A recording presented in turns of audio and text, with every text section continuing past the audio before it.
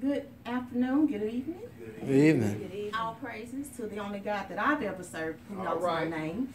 Because I've served plenty, but none of them knew my name except Jehovah. Hallelujah. Thank you for the opportunity Bless you. in your wife's absence. Thank her and thank y'all. God has given me a message to share with y'all titled No More Hagars. I'm going to talk about Sarai. I've learned 3 important things from studying Sarai. Sarai was Abraham's wife.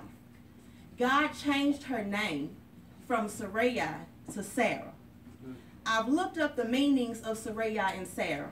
All of everything that I researched said that Sarai means princess. When I researched Sarah, there was a long list of what it can be translated as, but what stuck out to me was Sarah can mean mother of nations. God changed her name from princess to mother of nations. Wow. God elevated her, repositioned her, and gave her a new title. Sarah didn't argue with God about her name change. She didn't ask her friends' permission to be elevated by God. She didn't go back to God and say, you know, my cousin can't handle the fact that you changed me, so I'm going to go back to being Sarai. Or my neighbor keeps throwing up in my face all the dirt that I've done, so I can't accept what you're doing in my life. No. When God changes us, elevates us, repositions us, gives us a new title, walk in it. Amen. When God changes us, we are no longer the same. All right. We can't be addressed the same way. We can't answer to what we used to answer to. So you can't call me bitter anymore because God made me better. All right. You Yeah. can't call me angry anymore because God calls me forgiver. Yeah. Don't address me as broken anymore. God changed my identity to whole. Don't call me restless anymore. God said that I am now restored. All right.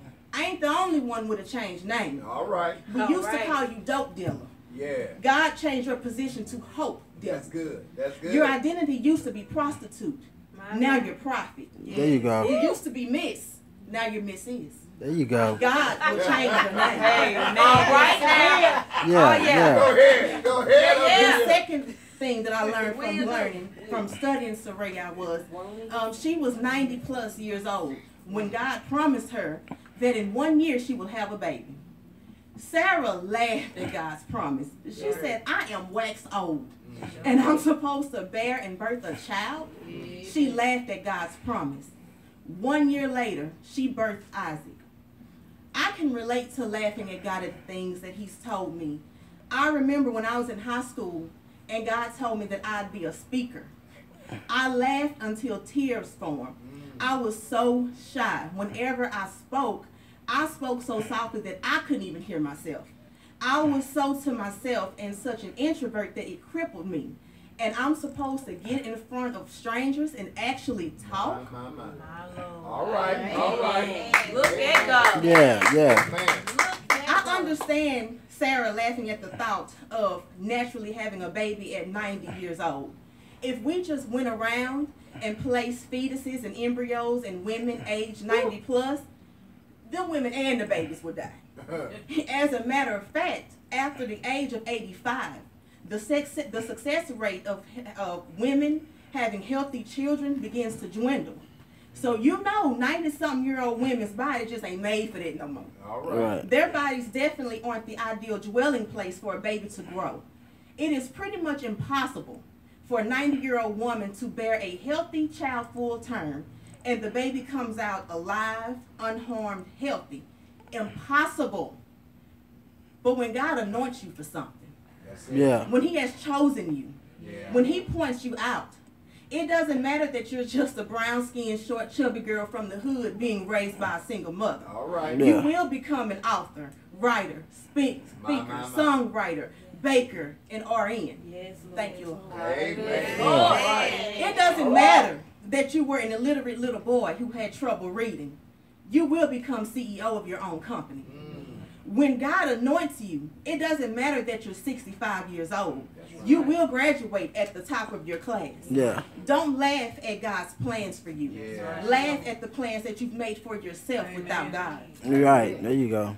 The third thing that I pulled from studying Sarah, Before Sarah and Abraham had their son Isaac, Sarah was convinced that God would never give her a child. So she came up with the plan for her husband to impregnate their servant Hagar. And that way, Sarah would have a child through Hagar. Just in case God didn't give her the desires of her heart, she had a plan B. Just in case God didn't show up, she already had an alternative. God changed Sarai's name to Sarah, mother of nations, not stepmother of nations. Sarah's plans were not God's plans. You're planning on becoming a nurse at LSU Hospital, and God is saying, baby girl, you're going to own the place. That's why it keeps going through so many owners, because you ain't stepped in it yet. Come on here. Sarah's husband did get their servant Hagar pregnant, and Hagar began treating Sarah as if she was beneath her. She handled Sarah as if she was worthless. You ever went against God's will and it backfired on you? Yeah. Because of the way Hagar treated Sarah, Sarah treated Hagar so harshly that Hagar ran away. You ever ended up hating the very thing that you pursued? God told you to wait on a spouse, but God was taking too long. So you pursued that person that you met in the club, and now you can't even stand the way that they breathe. You went and bought a vehicle that God didn't tell you to buy. Now you hate going into the garage looking at that thing. Just every little thing about whatever that is that you pursued on your own makes you sick. Why does it sound like that? Does it have to smell like that? Will it ever stop looking like that? That's what happens when we go about our own paths, following our own desires. When you eat what God didn't cook, it will make you sick. You won't be able to stomach it. You won't be able to stand it. Hagar gave birth to Ishmael, Sarah's stepson. But the covenant between God and Sarah was for Sarah's son, Isaac. Sarah still had to birth the promise. There are no shortcuts to God's path. You have to take his route. God promised Abraham that he will bless Ishmael, Sarah's stepson, greatly, even though Ishmael wasn't the plan. Even when it's not God's plan, he still can bless it, because he's just that good. Even though you are working for somebody, when God told you to own your own company, he'll still allow you to be able to pay your bills with that money. But his covenant won't be activated through a substitute. Stop investing and relying on Hagars. Hagar is not an alternative route. Hagar is a distraction that leads to a dead end. There's nothing alternative with God. It's black or white, no shades of gray. It's hot or cold, no lukewarm allowed. No more Hagars. I remember when I was finally brave enough to tell people that God called me to be a writer and a speaker. People had so many instructions on what I needed to do to get started. Attend this quarterly seminar, become a part of this sorority, join this monthly club because of the connections. They told me that these connections through people will get me to where God has planned for me. All I have to do is pay a routine fee for life, and I will have lifelong sisters and friends who will make sure that I'm good and where I need to be. That form of Hagar didn't make sense to me, because once I accepted Christ, I was automatically birthed into a nation of sisters and brothers who I didn't have to pay for because Jesus paid it all. Proverbs says that the gift that God has given you will make room for you. Not a fee that you have to pay a bunch of strangers who are pretending to like you and tolerate you. There you go. You cannot buy God's favor.